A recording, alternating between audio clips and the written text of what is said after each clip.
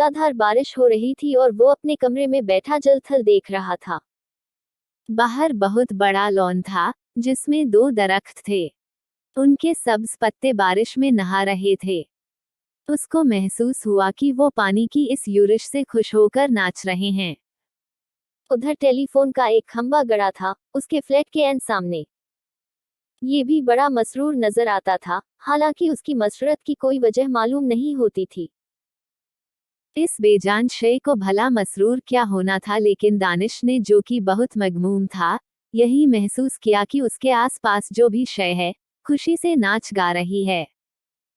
सावन गुजर चुका एंटी था और बाराने रहमत नहीं हुई थी। लोगों ने मस्जिदों में इकट्ठे होकर दुआएं मांगी, मगर कोई नतीजा बरामद न हुआ। बादल आते और जाते रहे, मगर उनके थनों से पानी का एक कतरा भी न टपका। आखिर एक दिन अचानक काले काले बादल आसमान पर घिर आए और छाजो पानी बरसने लगा। दानिश को बादलों और बारिशों से कोई दिलचस्पी नहीं थी।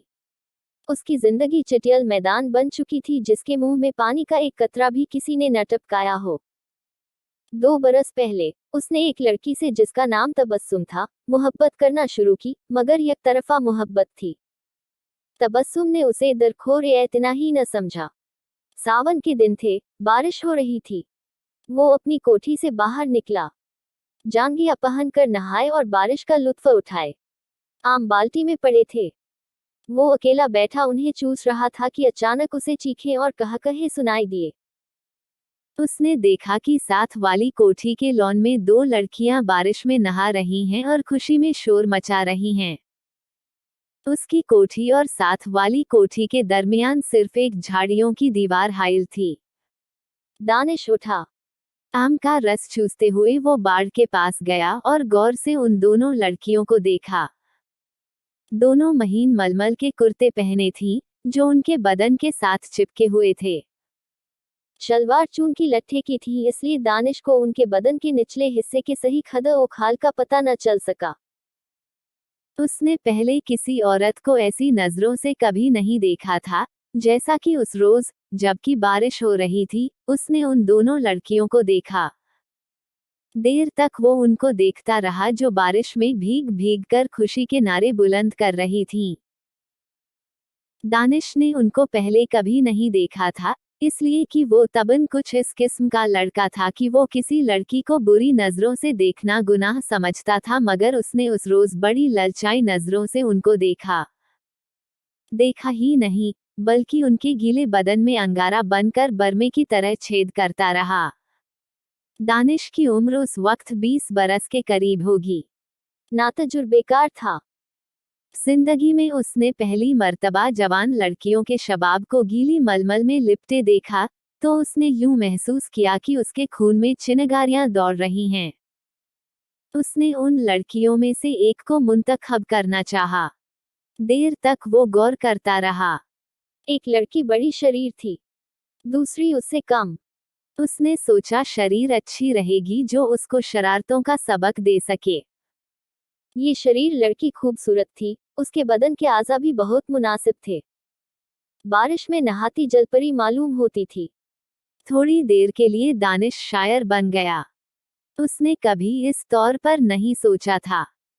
लेकिन उस लड़की ने, जिसका कुर्ता दूसरी के मुकाबले में बहुत ज्यादा महीन था, उसको ऐसे ऐसे शेर याद करा दिए जिनको अरसा हुआ भूल चुका था।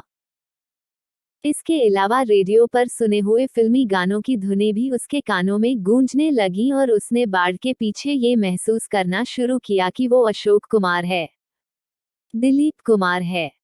फिर उसे कामिनी कौशल और नलिनी जयवंत का ख्याल आया। मगर उसने जब उस लड़की की तरफ इस गर्ज से देखा कि उसमें कामिनी कौशल और नलिनी जयवंत के खदो खाल नजर आ जाएं, तो उसने उन दोनों एक्ट्रेसों पर लानत भेजी। वो उनसे कहीं ज्यादा हसीन थी।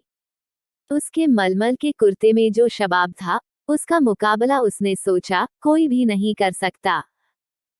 दानिश ने आम चूसने बंद कर दिए और उस लड़की से, जिसका नाम नौशीन था, इश्क लड़ाना शुरू कर दिया। शुरू में उसे बड़ी मुश्किलात पेश आईं, इसलिए कि उस लड़की तक रसाई दानिश को आसान नहीं मालूम होती थी। फिर उसे अपने वालिदैन का भी डर था। इसके अलावा उसे ये भी यकीन था कि वो उससे मुलतफित होगी या नहीं। बहुत देर तक वो उन्हीं उलझनों में गिरफ्तार रहा। रातें जागता, झाड़ियों की पस्तकत झाड़ के पास जाता मगर वो नजर न आती। घंटों वहां खड़ा रहता और वो बारिश वाला मंजर जो उसने देखा था आंखें बंद करके जहन में दोहराता रहता। बहुत दिनों के बाद आखिर उसको एक रोज उससे मुलाकात का मौका मिल गया। वो अपने बाप की कार में घर के किसी काम की गर्ज से जा रहा था कि नौशीन से उसकी मुठभेड़ हो गई। वो कार स्टार्ट कर चुका था कि साथ वाली कोठी में दानिश के ख्वाबों की शहजादी निकली। उसने हाथ से इशारा किया कि वो मोटर रोक ले। तनवीर घबरा गया। हर आशिक ऐसे मौकों पर घबरा ही जाया करता है। उसने मोटर कुछ ऐसे बैंडे अंदाज में रोकी कि उसको जबरदस्त धचका लगा। उसका सर जोर से स्टीयरिंग व्हील के साथ टकराया, मगर उस वक्त वो शराब के नशे से ज्यादा मखमूर था। उसको उसकी महबूबा ने खुद मुखातिब किया था। नौशीन के होंठों पर गहरे सुर्ख रंग की लिपस्टिक थोपी हुई थी। उसने सुर्ख मुस्कुराहट से कहा, माफ फरमाइएगा मैंने आपको तकलीफ दी। बारिश हो रही है। तांगा इस दूर दराज जगह मिलना मुहाल है और मुझे एक जरूरी काम से जाना था। आप मेरे हमसाए हैं इसीलिए आपको ये जहमत दी। दानिश ने कहा, जहमत का क्या सवाल पैदा होता है। मैं तो उसकी जबान लड़खड़ा गई। आपसे मेरा तारुफ तो नहीं लेकिन आपको एक बार देखा था। नौशीन अपनी सुर्ख मुस्कुराहटों के साथ कार में बैठ गई और दानिश से पूछा, आपने मुझे कब देखा था। दानिश ने जवाब दिया, आपकी कोठी के लॉन में। जब आप और आपके साथ एक और लड़की बारिश में नहा रही थीं। नौशीन ने अपने गहरे सुर्ख लबों में से चीखनुमा आवाज निकाली, हाय। आप देख रहे थे। ये गुस्ताखी मैंने जरूर की। इसके लिए माफी चाहता हूँ। नौशीन ने एक अदा के साथ उससे पूछा, आपने देखा क्या था। ये सवाल ऐसा था कि दानिश उसका जवाब नहीं दे सकता था। आए बाएं शाएं करके रह गया, जी कुछ नहीं। बस आपको। मेरा मतलब है कि दो लड़कियां थीं जो बारिश में नहा रही थीं और खुश हो रही थीं। मैं उस वक्त आम चूस रहा था। नौशीन के गहरे सुर्ख लबों पर शरीर मुस्कुराहट पैदा हुई। आप आम चूसते क्यों हैं? काट कर क्यों नहीं खाते? दानिश ने मोटर स्टार्ट कर दी। उसकी समझ में न आया कि इस सवाल का जवाब क्या दे, चुनांचे वो गोल कर गया, आपको मैं कहाँ ड्रॉप कर दूं? नौशीन मुस्कुराई, आप मुझे कहीं भी ड्रॉप कर दें, वही मेरी मंजिल होगी। दानिश ने यूं महसूस किया कि उसे अपनी मंजिल मिल गई है। लड़की जो उसके पहलू में बैठी है अब उसी की है, लेकिन उसमें इतनी जुर्रत नहीं थी कि वो उसका हाथ दबाए या उसकी कमर में 1-2 सेकंड के लिए अपना बाजू हमायल कर दे। बारिश हो रही थी, मौसम बहुत खुशगवार था। उसने काफी देर सोचा। मोटर की रफ्तार उसके ख्यालात के साथ साथ तेज होती गई।